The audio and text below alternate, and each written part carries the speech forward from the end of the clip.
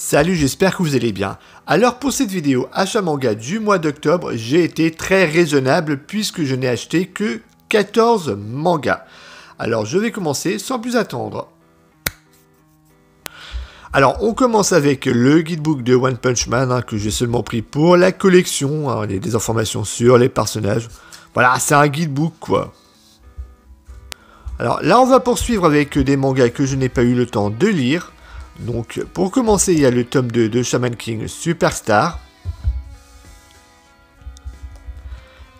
Et du tome 2 de Colorless. Avec les sorties vachement éloignées, je vais attendre un peu avant de commencer. J'ai un petit peu feuilleté le tome 1 et franchement ça a l'air très cool. Alors on poursuit avec des suites de séries avec pour commencer le tome 19 de Demon Slayer que j'ai bien aimé.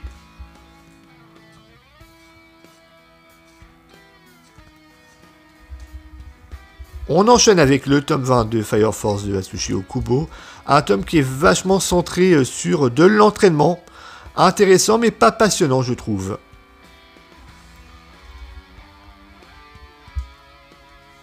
On enchaîne avec le tome 11 de Gotobu no Hanayome, donc The Quintessentiel Quintuplet. Là sur ce tome là on va faire toute la lumière sur le passé commun entre Futaro et Yotsuba et franchement c'était très très cool. Vivement la suite.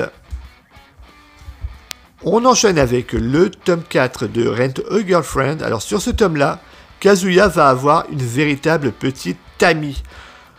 Alors c'est plutôt de circonstances, mais bon voilà, le manga se lit avec beaucoup de plaisir, j'apprécie beaucoup. Alors seule nouveauté pour ce mois-ci, c'est l'édition double de Beck. Alors manga musical, plutôt centré sur le rock, et comme je suis un grand fan de rock, donc voilà, je me devais de commencer cette série. Alors sur l'équivalent du premier tome, j'ai trouvé ça plutôt moyen. Mais ça s'améliore très rapidement, puisque sur le deuxième tome, voilà, on s'attache un peu plus aux personnages.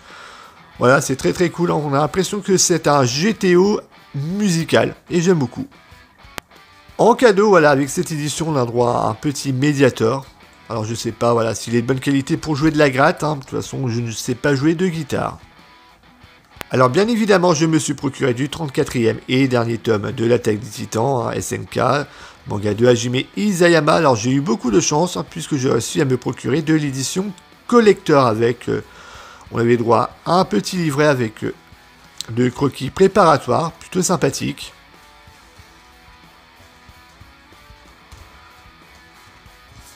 Et de 2 cartes postales, voilà, plutôt sympa.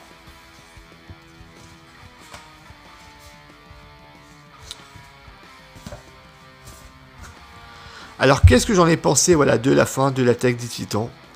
Moi personnellement j'ai plutôt bien aimé. Alors je trouve pas que la fin soit parfaite, mais on est loin du dégât qui était annoncé par certains qui ont été vraiment déçus de la fin du manga. Moi j'ai trouvé ça plutôt bon, sans être excellent. Je trouve que la fin est suffisamment ouverte. Ça laisse tout le loisir au lecteur de s'imaginer qu'est-ce qui peut se passer ensuite. Ça j'ai plutôt trouvé ça plutôt pas mal, ça m'a fait énormément penser à la fin de l'animé Elfen Lied, une espèce de porte ouverte, un espoir que quelque chose de bien peut arriver, voilà, j'ai bien aimé. Et pour les derniers achats du mois d'octobre, je me suis procuré des volumes 2 à 6 de 20th Century Boy, le manga de Naoki Urasawa. Alors sur ce mois-ci, j'ai pris le temps de les lire, donc les 6 premiers volumes, et c'est tout simplement excellent, franchement, on est dans la pure lignée de ce que j'ai pu voir avec l'animé Monster, du même auteur. C'est très très bon, ça se passe à différentes périodes, fin des années 60, fin des années 90 et début des années 2000. On arrive vers les tomes 4-5 sur l'année 2014 avec cette histoire de complot, de terrorisme, et également d'une secte qui est menée par un gourou fort charismatique, même si on ne connaît toujours pas son identité. Pour l'instant, franchement, c'est un excellent manga que je ne regrette carrément pas d'avoir commencé. Donc voilà, cette vidéo est terminée, j'espère qu'elle vous aura plu, et moi je vous dis à la prochaine. Ciao!